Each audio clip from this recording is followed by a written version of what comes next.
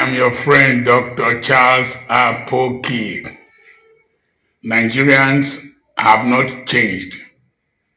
They either use religion, regionalism, tribalism, and party politics to deceive themselves.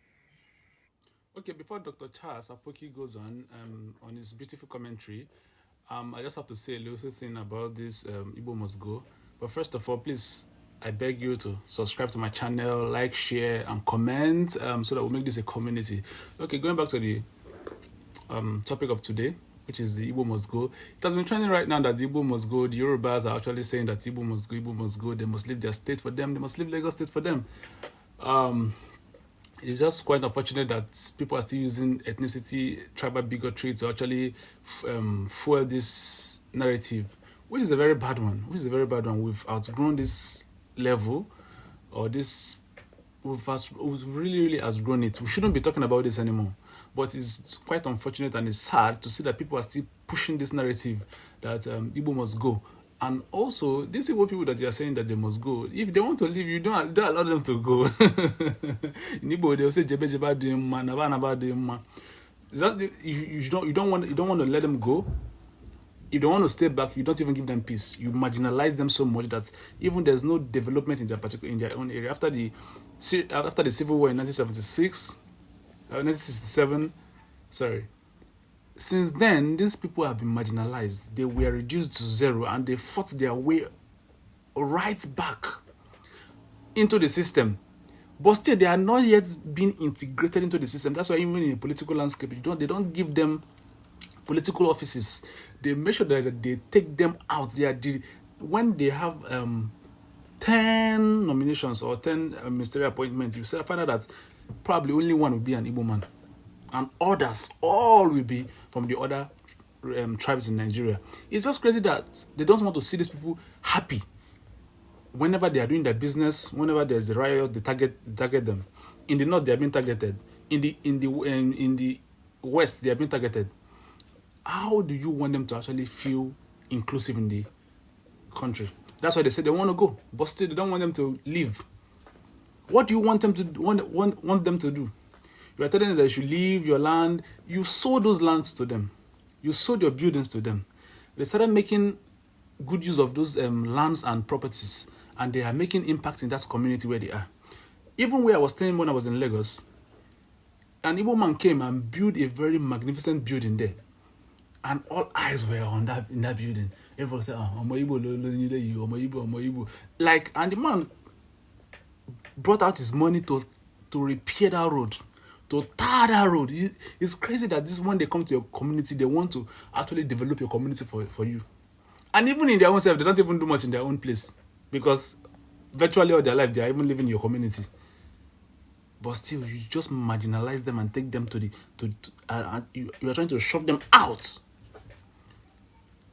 because they are in a way they are the minority. Not that they are the minority, but at the same time, you can say that they're the minority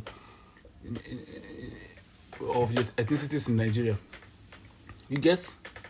I just don't know what they want from the Igbos. That's just the truth. I don't know what they want from them.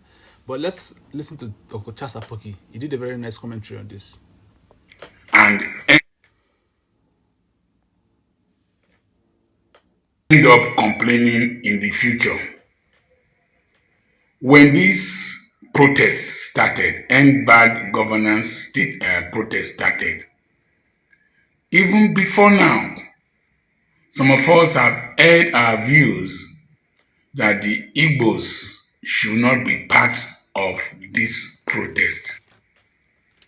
That if they did, it would be because it would be interpreted as because Peter Obi did not win the presidential election or was not given the presidential mandate by the courts.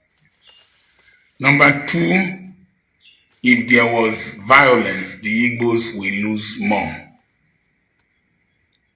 Thirdly, we felt that the Igbos are so entrepreneurial that if there's increase in prices of goods, they were the last segment of this country to feel hunger, because If you increase price of dollar, they will increase price of spare parts. True. They are so enterprising that they will increase prices of their goods and services and they won't feel the pain. Now let's come to these people saying that Igbos must go. There are simple questions I want you to answer. How many buildings do you own in Yoruba land? You, the persons agitating. I'm not talking of Yoruba people. The persons agitating. What do you own in that land? How many buildings do you own in Lekki, Banana Island, Aja, even in Ajegule or Kukumaiko or Gowon Estate or wherever? Many of these individuals are very jobless, unproductive, lazy people, jealousy infested, toxic human beings. Most of them have nothing to show. You think a reasonable Yoruba man that has a restaurant where Igbos come to eat and other tribes come to eat will say that Igbos must go? Or a Yoruba man who has tenants and the Igbos are most likely to pay their rent more regularly will tell them to go? No. Another question I want to ask him. The buildings in Lagos and the businesses in Lagos, there are Indians controlling a large part of your economy. True. South African businesses controlling a lot of your economy. Let me quickly talk about South Africa now. You lazy South Africans that are the unit that is lazy, not all South Africans that are lazy in Hillbrow, in all the other townships, different townships that did ethnic violence, xenophobic violence against Mozambicans, Zimbabweans, Nigerians, and other Somalis and other nationalities. How many businesses do you own in Germiston? How many businesses do you own in Duduza? How many businesses do Just like Dr. Charles Apoki is saying, most of these people that are even agitating for this thing, they don't even have anything. They don't even have anything to show for it. They're just on the street, just looking for anything to eat. They're looking for a way so that the Igbos will go, or this particular set of race will just go, so that they will run and just, lose whatever they can lose and just enjoy it for like 2 or 3 months. That's the only thing in their mind, because they see that, oh, this house is fine. I can actually take this house when this guy go, and they'll have to fight for it, because they're not the only one eyeing the place. It's just crazy that these guys don't even have anything to even show for. Oh my God. Let's just go on though.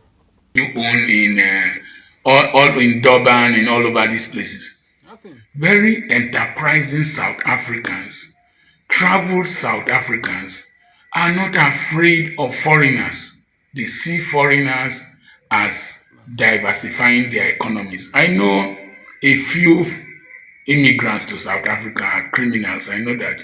They should target those criminals and arrest them. The South African police is very, very competent. But several of the gangs in Cape Town, in Durban, and all those places are controlled by indigenous South Africans. So when you see people practice xenophobia, they are usually the very, very unproductive, very lazy, the ones that cannot be competitive, the ones that have inferiority complex, the ones that are toxic.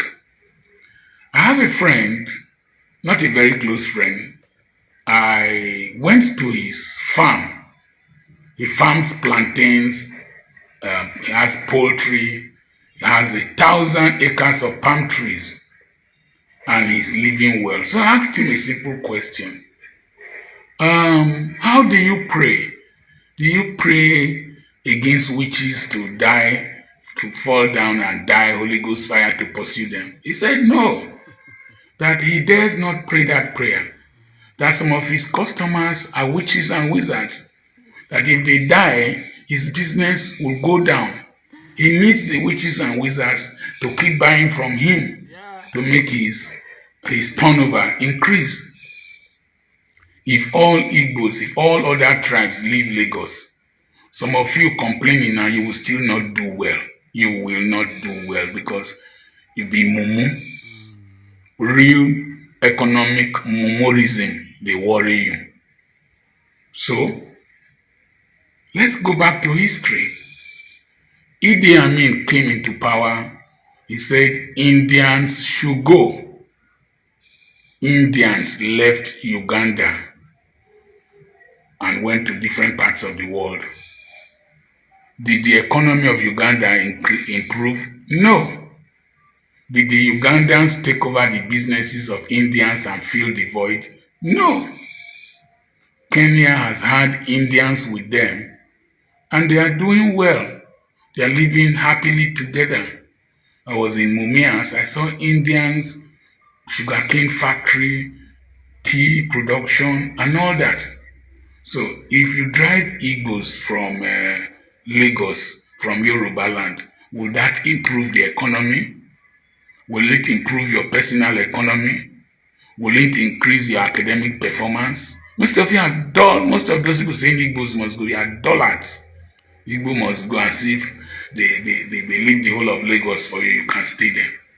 Or leave the whole of Yoruba land for you, you can stay there. The next thing, we said Ghana must go.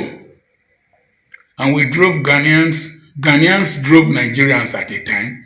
Did the economy improve? No, the Ghanaian economy after some time came down until Jerry Rawlings and a few others came and the Ghanaian economy is up. They did redecimalization of their currency. Came and the Ghanaian economy is up. They did redecimalization of their currency. The next thing Nigerians foolishly said, Ghana must go. And we sent our brothers back to their country. Is our country better than their own now? No. We are going to school, our children are going to school in Ghana. So of what benefit? People said Jews were their problems. In Europe and Germany and several parts of Europe, they persecuted them, exterminated them, drove the Jews away. And the Jews had their own country in 1948. Are those countries better than? The Jews have done much better. Driving people away from your Israel? Place, no. Country, the Jews have done much better. Yours. Driving people away from your place, from your country, your states, your tribe, your country, your villages, is against God's law of maltreating strangers and aliens that live among you. I know why people hate Igbo people. I've lived in Igbo land and I have Igbo friends. These people are so enterprising. I will be going to dedicate a house built by an Igbo man somewhere. As I was coming out with him, I told him, don't you know why they hate Igbos? He said no. I said, look at this, your building now. Then look at the surrounding buildings owned by natives. You want to concrete the road for them. Initially they resisted you, but now you want to concrete the road so that the road will be good. Look at your building with solar energy, so beautiful. How many years have you come here? Because you have produced results and you have built this magnificent building, it will attract jealousy. That's the YouTube channel. It's a beautiful one. It's a beautiful one. It's a beautiful one. Please try and go and listen to it and finish it up. Please, I don't want to bore you with this video, but actually, I would like you to actually go and see the full video. Thank you and God bless. Please like, share, and subscribe. Thank you.